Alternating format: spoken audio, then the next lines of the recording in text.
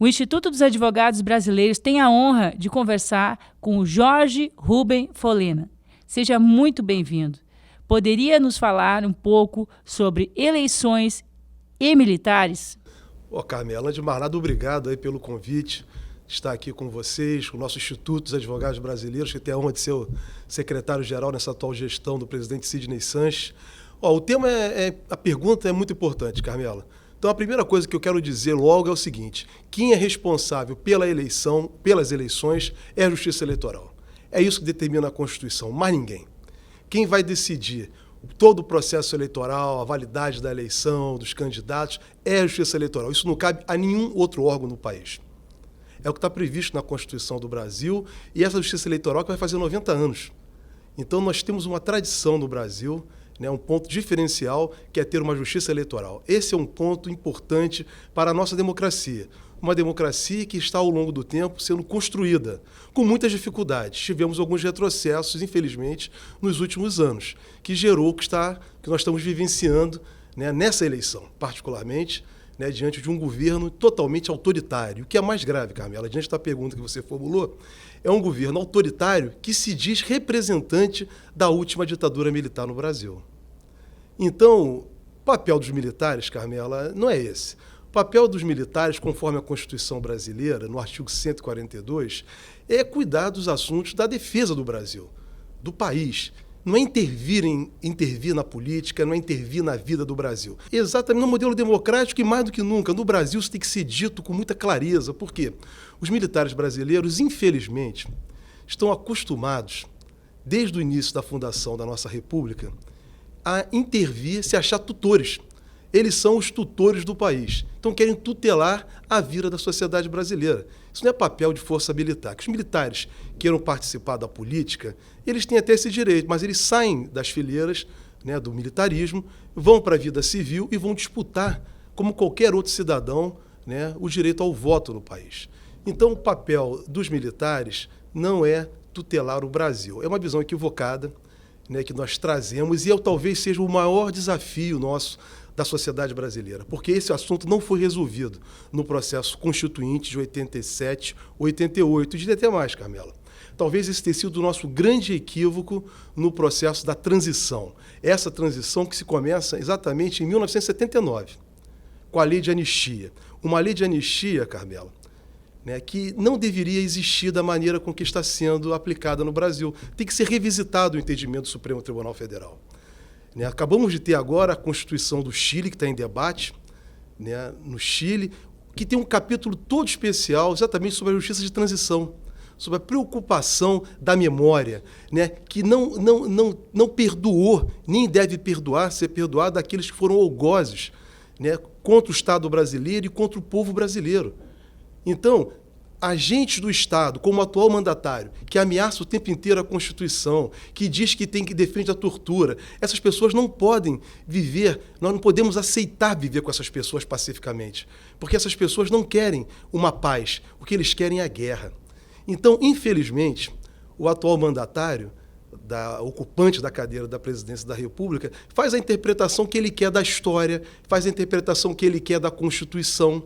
Mas a nossa Constituição, ela não tem esse viés autoritário. Ao contrário, ela nasceu para evitar a ditadura, que nunca mais tenhamos ditadura nesse país. Então, é que eu chamo, Carmela, esse discurso autoritário, o que nós estamos vendo, infelizmente, nessa campanha eleitoral, vimos nesses últimos 4 anos no Brasil, é aquilo que eu tenho chamado de passado não resolvido.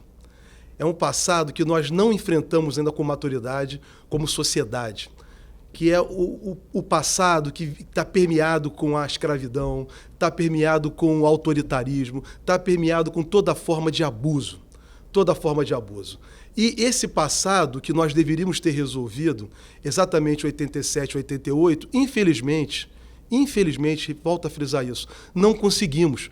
Por quê?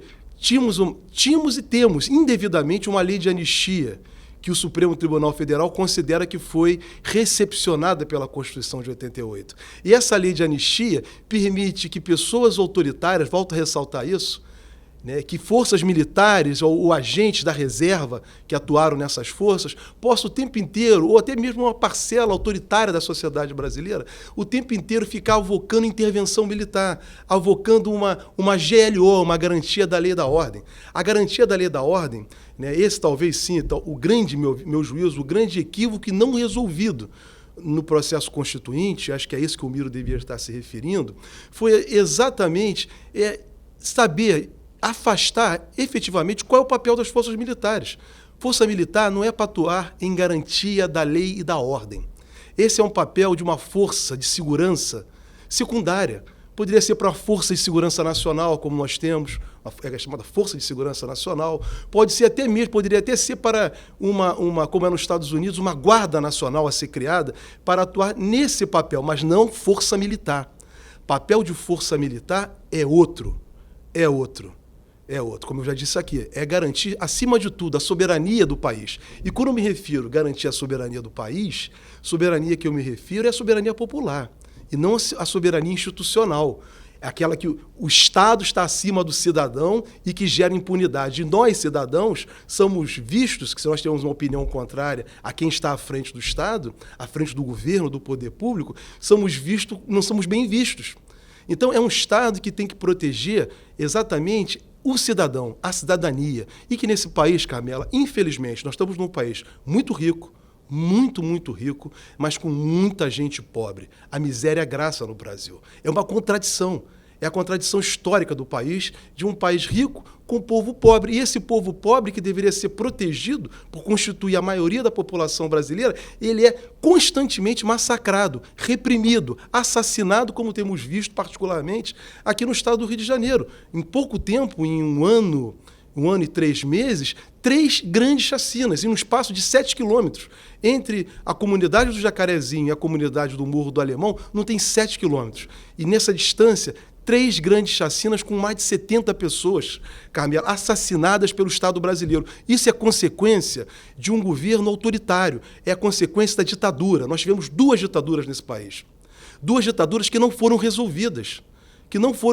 Pela sociedade. A sociedade brasileira, a classe dominante, melhor dizendo, ela passa verniz, se autoprotege, né, e acaba protegendo, de certa forma, aqueles que causaram mal a todo um povo. Então, é uma necessidade de termos a memória ativa do Brasil. O papel da sociedade é fundamental, porque é a sociedade brasileira que está se colocando contra o atual mandatário, que a todo tempo viola a Constituição, tenta, né, que não ocorra o processo eleitoral.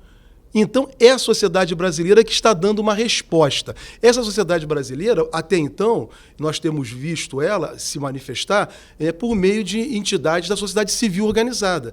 Né? Necessariamente, teríamos que ter uma participação popular mais expressiva. Mas, diante das dificuldades que foram impostas à população brasileira nesses últimos 5 anos, Carmela, direitos sociais foram arrancados, né? Eu me refiro aqui à reforma da Previdência, reforma trabalhista, um corte de gastos, pandemia que não teve nenhuma proteção da população por parte do Estado. Ou seja, nós estamos num estado de carestia total. As pessoas estão passando fome, com dificuldade. E diante dessa dificuldade, é exatamente que os que assaltam o Estado, os que se aproveitam do Estado brasileiro, né, e distorcem a Constituição do Brasil, que é uma Constituição democrática e progressista, eles exatamente tentam se valer da pobreza para poder conquistar, né, corações e mentes por meio de uma fraude, por meio de um desvio da finalidade do processo eleitoral, dando benefícios fiscais. E nesse papel, Carmela, só para concluir, dizendo o seguinte, as Forças Armadas endossam isso. Porque você vê ministro da Defesa endossando esse papel, e que é um general, que até pouco tempo era um general que estava no comando do Exército. Então, é uma visão equivocada, né? Precisamos de uma força militar que proteja o país e, acima de tudo, seu povo e as suas riquezas.